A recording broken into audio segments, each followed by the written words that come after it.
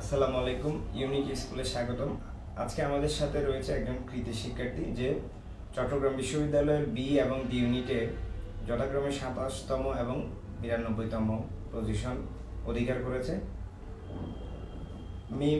মুক্তা, তুমি তোমার পরিচয় দাও এবং তোমার পজিশনগুলো বলো এবং তোমার এইচএসসি কলেজ কি ছিল। আসসালামু আলাইকুম, আমি মুক্তা ইসলাম, হাজী মোহাম্মদ মহসিন কলেজ থেকে এইচএসসি পাস করেছি। তোমার বি ইউনিটে এবং ডি ইউনিটে পজিশন কত ছিল ভর্তি পরীক্ষা চট্টগ্রামে? বি ইউনিটে আমি 27তম আর ডি ইউনিটে আমি 92তম। তুমি তো খুব সম্ভবত কমার্সের শিক্ষার্থী ছিল, তো প্রথম থেকে তোমার কি নিজের বিভাগের প্রতি আগ্রহ ছিল নাকি বিভাগ পরিবর্তনে তোমার আগ্রহ ছিল? না, প্রথম থেকে আমি চেয়েছিলাম ল নিয়ে পড়াশোনা করতে। চাইল্ডহুড থেকে আমার ডেডিকেশন ছিল এটা নিয়ে, দ্যাটস ওয়াই আমি বিভাগ পরিবর্তন করি। আমাদের সাথে কখন যুক্ত হও তুমি? সেপ্টেম্বর থেকে, ফার্স্ট থেকে আপনাদের অনলাইন ব্যাচে আমি যুক্ত হই। সেপ্টেম্বর থেকে? জি ভাইয়া।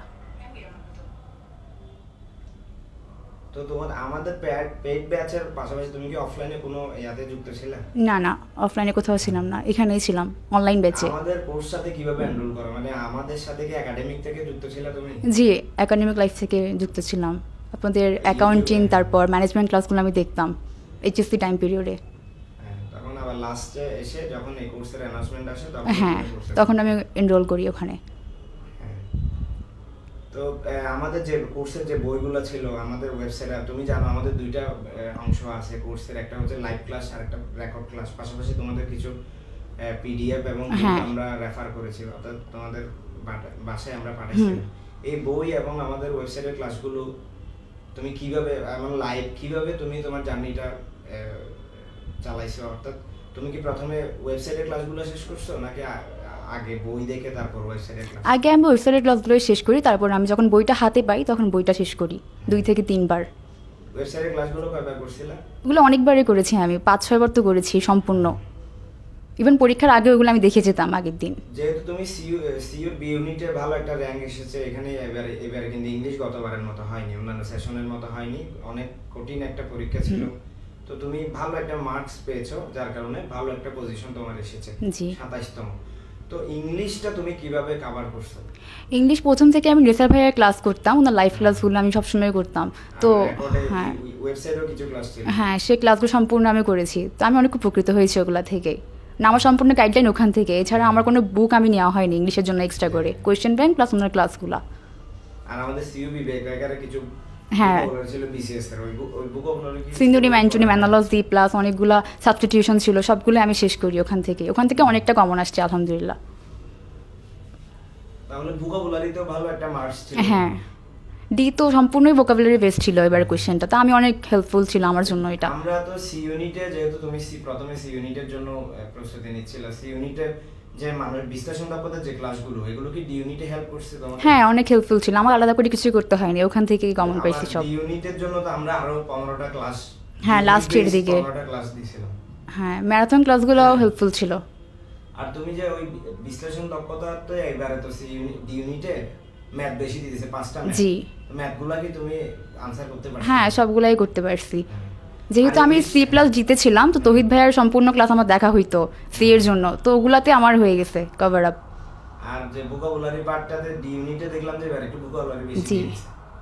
তাহলে আমাদের বই এবং ওই যে তোমার যে ক্লাসগুলো, ভোকাবুলারির তো ক্লাস ছিল আমাদের 10টা। জি, এগুলা থেকে তুমি হ্যাঁ সম্পূর্ণ কমন পাইছি আমি ওখান থেকে, আলাদা করে আমার কিছু করা লাগে নাই। যে বলছিলে যে ভাইয়া আমাদের এই চাকসুতে তোমার ছিল, যেহেতু এটা মানে প্রফেশনাল এক্সাম হল না, এটা একটা ক্যান্টিনের মতো। জি ভাইয়া, তলায় ছিল মনে হয় তোমাদের হল। তো প্রথমে তোমার তো এত বেশি তুমি ফ্রাস্ট্রেশনে ছিল, মানে এক্সাম হল দেখে তুমি প্রথমে ঘাবড়াই গেছিলে, তো তারপরেও যে ওভারকাম করে ভালো একটা র‍্যাঙ্ক করতে পারছো। তোমার মানে এখনো তো পূর্ণাঙ্গ রেজাল্টটা দেখতে পারো না, কোন সাবজেক্টে কয় মার্কস করে থাকতে পারে তোমার? আমার বাংলা জিকে মোটামুটি ভালো হয়েছে, আইকিউ, বাট ইংলিশে আমার কিছুটা চিন্তিত আমি এটা নিয়ে। 20+ থাকবে আশা রাখতেছি আমি। মানে তোমার যে কাঙ্ক্ষিত সাবজেক্ট ল, এটা পাওয়ার সম্ভাবনা আলহামদুলিল্লাহ পাবো। 3 থেকে 4 দিনের মধ্যে হয়তো পূর্ণাঙ্গ যে সাবজেক্ট ওয়াইজ রেজাল্টটা তোমার ওয়েবসাইটে পাবলিশ করা হবে, তোমার ইউজার আইডি পাসওয়ার্ড দিয়ে তুমি দেখতে পারবা। তো ইউনিক স্কুলের যে জার্নিটা অফলাইনে কোচিং না করে, যেহেতু তোমার ইয়াতে অনেক দূরে, যেহেতু চিটাগং এরিয়াতে যারা থাকে বেশিরভাগ কোচিং হচ্ছে চকবাজার। জি ভাইয়া। তো দূরে হওয়া সত্ত্বেও তুমি অনলাইনটাকে তুমি মানে বেস করে তোমার প্রিপারেশন নিচ্ছিলে। তো অনলাইন অফলাইন তো অনেকে বলে যে অনলাইনে একটু সার্ভিস কম, এটা নিয়ে তোমার মানে কি কি বক্তব্য? আমি মনে করি যে এত ভালো রেজাল্ট করছো, আমি মনে করি অফলাইন চাইতে আমার অনলাইনটাই বেটার হয়েছে। হ্যাঁ, সময়টা নষ্ট কম হয়েছে এক্ষেত্রে আমার। আর তোমার কোর্সের টিচাররা তো কি তোমাকে হেল্প করছে? অনেক ফ্রেন্ডলি ছিল না, আমি যখনই নক করতাম তখনই রেসপন্স করতো, সেটা রাতে 3টা হলে 3টা, বিষয়টা এমন ছিল। আমি অনেক গ্রেটফুল এর জন্য। আমি মনে করি আমার লাইফের একটা বেস্ট ইনভেস্টমেন্ট ছিল এটা আমার লাইফের, ইউনিক স্কুলে ভর্তি হওয়াটা। হ্যাঁ, এটা অনেকে কোর্স ফিটা অনেক কম, হ্যাঁ অনেক কম দিয়ে হলে অনেকে চিন্তা করে যে এত ভালো করে পড়াবে। আমরা এক্সামের আগের দিন পর্যন্ত স্টুডেন্টদের সাথে লেগেছিলাম। এটা তোমার জুনিয়ররা হয়তো বা একটা অনুপ্রেরণা পাবে, যেহেতু তুমি মহসিন কলেজে কমার্সের শিক্ষার্থী।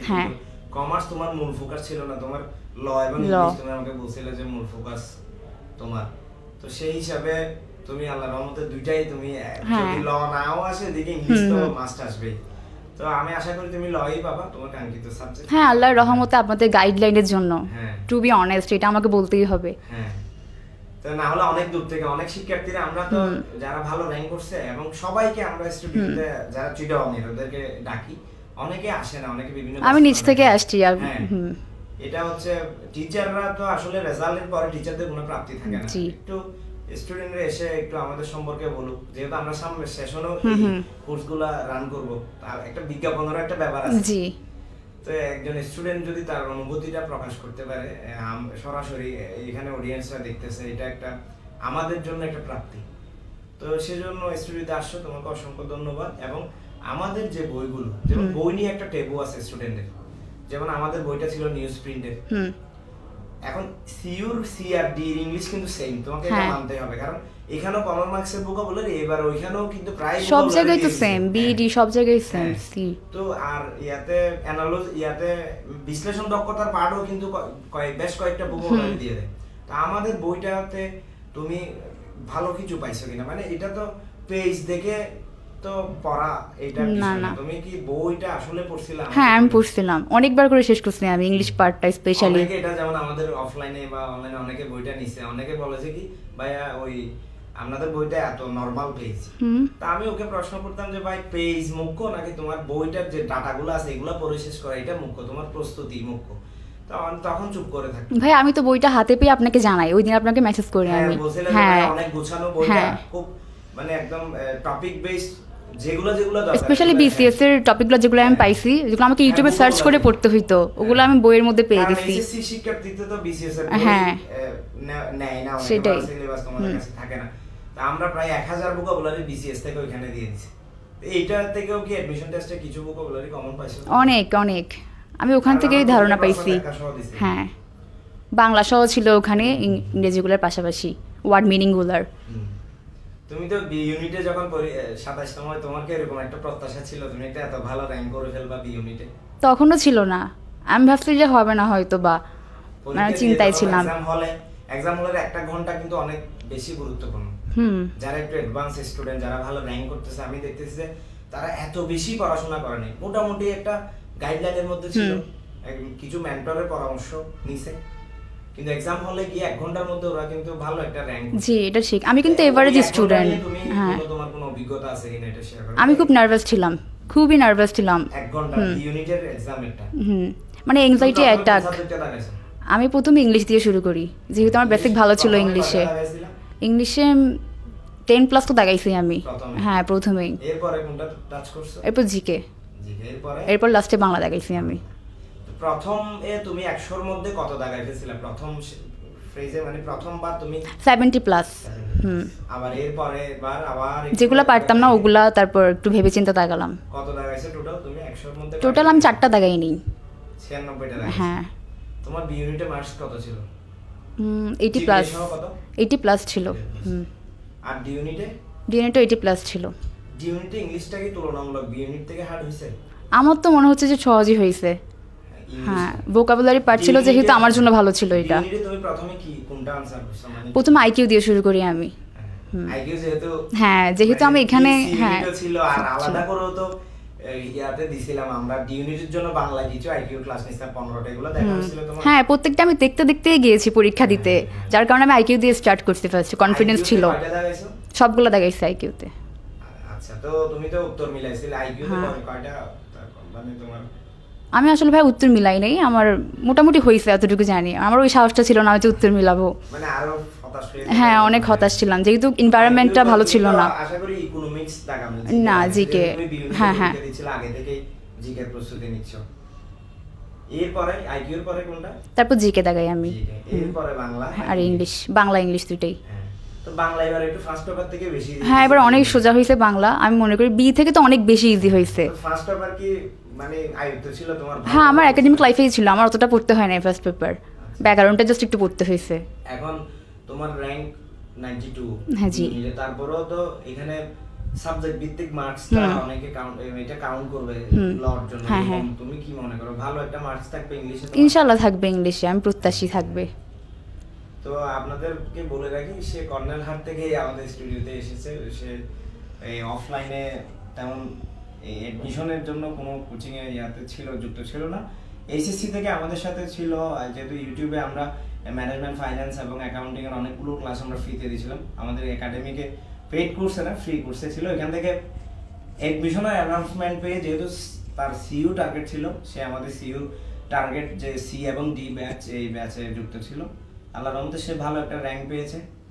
তো সর্বোপরি মিলাই যে অফলাইনের অনলাইনের যে জার্নিটা, তুমি তো এর আগে একাডেমিকে কোনো অনলাইন কোচিং এ না, আমি ক্লাস 8 থেকে কোনো কোচিং করি না, মানে অনলাইনে করি, যা কিছু সব অনলাইনে। নিয়মিত ছিল তোমার, মানে নিয়মিত না, পরীক্ষার সময় আমি আসতাম, যেহেতু বাসা আমার দূরে, এই জন্য।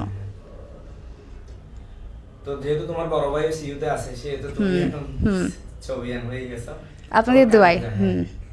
না টিচাররা, এই যে তোমার নাসিম ভাই আছে সিইউনিটে যে যারা ছিল, নাসিম ভাই, তোমার তৌহিদ ভাইয়া, নেসার ভাইয়া, ইংলিশও নেসার, তো দুই ইউনিট ইংলিশ পড়াইছে।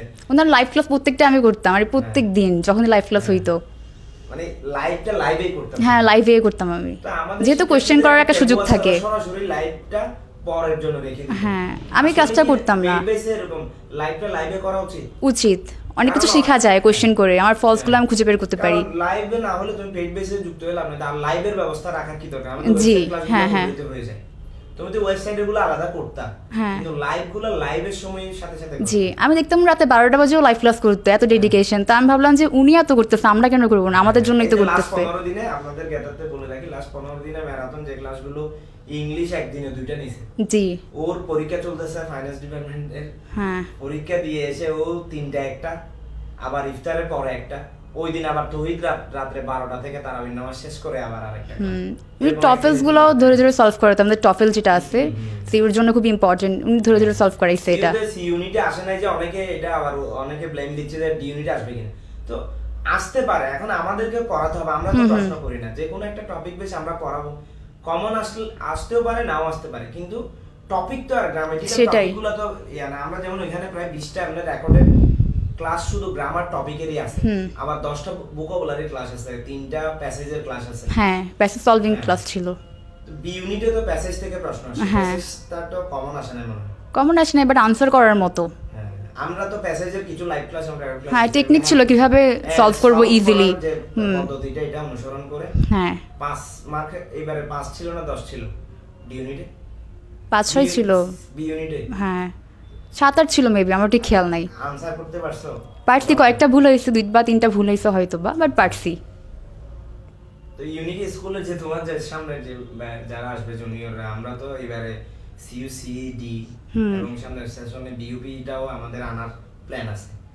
আমাদের প্ল্যাটফর্মে যেমন আজকে ফার্স্ট দেখা তোমার সাথে টিচারদের, তো এই পর্দার মানে তুমি ওই প্রান্তে, আমরা এই প্রান্তে, কিন্তু একবারও কি মনে হয়েছে যে আমরা মানে অফলাইন সরাসরি মিট হচ্ছে না, বা টিচারদের কোনো আন্তরিকতা, কোনো ঘাটতি আছে এরকম কোনো? না, আমার কখনো গ্যাপ ফিলিংটা হয় নাই। আমার মনে হচ্ছে না, একদম ফ্রিলি সবকিছু ফ্রেন্ডলি। ইনস্ট্রাক্টরদের যারা ছিলেন, তৌহিদ ভাইয়ের সাথে মনে হয় তোমার সবচেয়ে বেশি হ্যাঁ হ্যাঁ সবচেয়ে বেশি, যেহেতু সি ইউনিট ডি ইউনিট ও নেতৃত্ব দিছিল এই কোর্সগুলোতে। হ্যাঁ, তোমার জুনিয়রদের উদ্দেশ্যে যে তুমি যে বিভাগ পরিবর্তনের ফোকাস ছিল, এই জার্নিটা আসলে এটা ডিসিশন মেকিংটা কি তোমাকে শুরু থেকে নিয়ে ফেলতে হবে, নাকি তুমি 11th আওয়ারে এসে নিছো? যে তুমি শুরু থেকেই নিতে হবে। আমি একটা ভুল করছিলাম যে আমি শুরু থেকে নিই নাই, লাস্ট মোমেন্টে এসে নিছি। তুমি যে ডি তে থাকবা নাকি সি তে, মানে তুমি যে বিভাগ পরিবর্তন ফোকাস করবা নাকি সিইউসি টা ফোকাস করবা, মানে তোমার মাথার যে ইউনিটটা তুমি এটা কখন সিদ্ধান্ত নিছো? নভেম্বরে নিই ডিসিশনটা, যে আসলে আমার ডিতেই ফোকাস করা উচিত, যেহেতু আমার হ্যাঁ ল টার্গেট, এজন্য। কিন্তু একজন স্টুডেন্টকে এইচএসসি লাস্টের দিকের থেকেই হ্যাঁ প্রথম থেকেই, হ্যাঁ নাকি বিভাগ পরিবর্তন করবে, এটা প্রথম থেকেই তার ডিসিশনটা নিয়ে ফেলা উচিত। তো এখানে তোমার ফ্যামিলি যারা ছিল, তোমার বড় ভাই যেহেতু সিইউতে পড়ে, ওনারও একটা তোমার উনি কি হেল্প করছে কিনা নিজের ইউনিটে থাকতে বা বিভাগ পরিবর্তন? তোমার ফ্যামিলি সাপোর্ট অনেকে তো অনেক সাপোর্ট ছিল। আমার ফ্যামিলির কথা আমি যা করব, কারণ সবাই আমাকে জানে যে আমি যা করব ডেডিকেটেডলি করব, সবাই খুব সাপোর্ট করতো। দুইটা ইউনিটে ভালো করছো, হ্যাঁ এটা বিশাল একটা অর্জন আসলে এটা। কারণ এবারে তিনটা বিভাগে বিগত সেশন থেকে হচ্ছে, কিন্তু এবারে বেশি স্টুডেন্টের কাছে জনপ্রিয়তা পাইছে। মানে ডিইউতে এক্সাম হচ্ছে, আর ইউতে এক্সাম হচ্ছে, অনেকগুলো বিভাগে পরীক্ষা হচ্ছে, যার কারণে কম্পিটিটর বেশি। জি ভাইয়া। তো সেই হিসাবে তোমার এই র্যাঙ্কটাও কোনো অংশে কম না। আর ডিউনিতে তুমি বলছিলে যে না ভাই আমার পিছাই যাব আমি, তো এখানে আসলে আত্মবিশ্বাসটা অনেক বেশি কাজে দেয়। কারণ তুমি ডিউনিতে যে এক্সামটা দিছো, এটাতে যখন ভালো র্যাঙ্ক আসছে, তুমি তো আসলে বুঝে গেছো আসলে কিভাবে এক্সামটা হবে। এটা কি মানে বি ইউনিটের পরীক্ষার রেজাল্ট এবং বি ইউনিটের পরীক্ষাটা তোমাকে ডি ইউনিটে হেল্প করছে? আমি শুরু থেকেই ডি এর জন্য প্রিপারেশন নিচ্ছিলাম। বিতে আমি জাস্ট পরীক্ষাতে এক্সপেরিয়েন্সের জন্য, যেন ডিটা ভালো হয় আমার, এজন্য যখন বি ভালো হয়েছে তখন আমি বুঝে গেছি আমার ডিও ভালো হবে ইনশাআল্লাহ। মানে কিভাবে কোন সিলেবাস থেকে প্রশ্ন আসে, তুমি কিভাবে আনসার করব এক্সামে, কিভাবে নার্ভাস থাকবো না, নিজেকে ঠান্ডা রাখবো, ভাবে বুঝে গেছি আমি এটা। ঠিক আছে, তোমাকে অসংখ্য ধন্যবাদ এত দূর থেকে আমাদের স্টুডিওতে আসার জন্য। অনেক শিক্ষার্থীকে আমরা অনেক ভালো র্যাঙ্ক, তোমার চেয়ে ভালো র্যাঙ্ক পেয়ে হয়তো অনেকজনকে আমরা আনতে পারি। মানে অফলাইনের ওরা পেমেন্টটাকে চিন্তা করে, কিন্তু আমাদের যে এখানে যে তুমি যে টিচারদের কাছে পড়তেছো, এরা বেশিরভাগই প্রফেশনাল। কারণ আমরা যারা, যেমন নাসিম স্যার, তোমার তহিদ স্যার প্রায় 5-6 বছর ধরে পড়াচ্ছে, নাসিম স্যার, আমরা যারা কোর্সটা রান করতেছি, আমরা প্রায় 7-8 বছর ধরে অফলাইনে পড়াই, অনলাইনে পড়াচ্ছি 2020 সাল থেকে।